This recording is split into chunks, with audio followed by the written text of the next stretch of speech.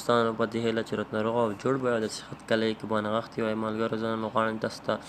یو داسې طریقه در وښایم چې د پښتو لیکنه څنګه انګلیسي ته اړولی شو یعنی مسنجر کې چاته میسیج کو په پښتو دی به خپله انګلیسي ته اوړي نو راځئ ملګرو چې ویډیو شروع کړو تر ویډیو شروع کېدو مخته ملګرو که زموږ چینل مو سبسکرایب کړی نه وي سبسکرایب کړئ ورسره په خوا کې د بیل آیکن ووهئ او په آل باندې کلیک وکړئ نو ملګرو راځئ چې ویډیو شروع کړو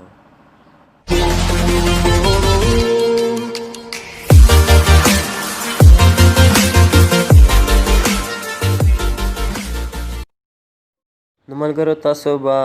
راشئ پلی سټور ته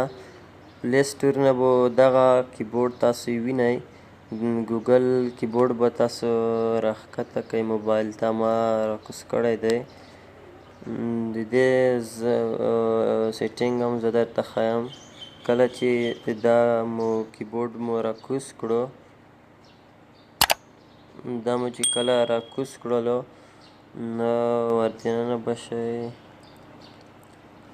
دلته یې پاس سر کې راکړي دي لانګویجز داس کې به ژبه ورته انتخاب کړئ چې کومې ژبې تاسو ورڅخه استفاده کوئ د اندازې کې ما ژبې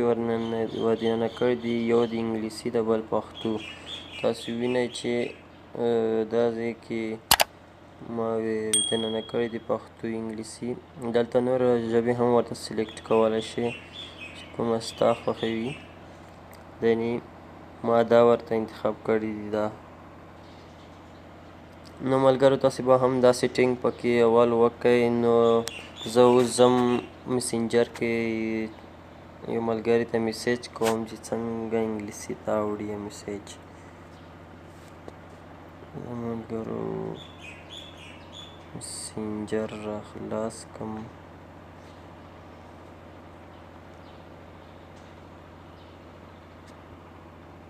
ځم مسنجر ته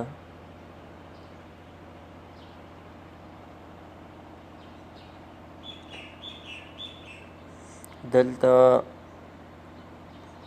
زه ورته لیکم په پښتو باندې دا درې ټکي باندې به نشان کلیک وکړئ او دلته به دا ټل باندې دا اپشن باندې به تاسو کلیک وکړئ دلته ورته ژبه انتخابولی شئ زه اوس ورته لیکم چې څنګه ورته لیکم څنګه یې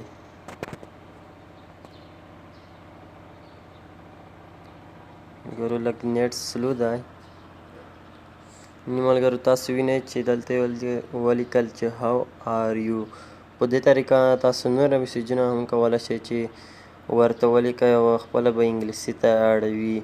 نو ملګرو که مو ویډیو خوښه شوې ویډیو لایک کړئ او د خپلو ملګرو سره شیر کړئ که تر اوسه مو زموږ چینل سبسکرایب کړی نه وي سبسکرایب کړئ ورسره په خوا کې د بیل آیکن